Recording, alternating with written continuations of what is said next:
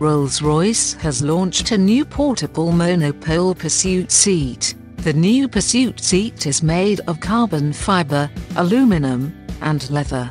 This is an official Rolls-Royce accessory. The folding seat is built to the exact standards of the marquee, as to not cheapen the experience of camping in your new Phantom. The seat is crafted from top-notch materials, including polished metal for the folding bits, along with a few trim pieces and genuine Rolls-Royce leather upholstery for the seat bottom and the grab handles. Their weight-bearing rod is constructed from carbon fiber with a solid hunk of aluminium at the bottom to hold the rubber end cap in place. For softer ground, a retractable aluminium spike pops out the bottom, also useful for keeping the unwashed rabble at bay.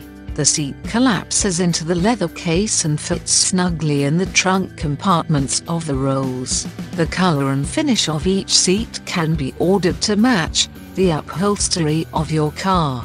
The portable seat will cost you $8,800 and will be available with the dealer near you.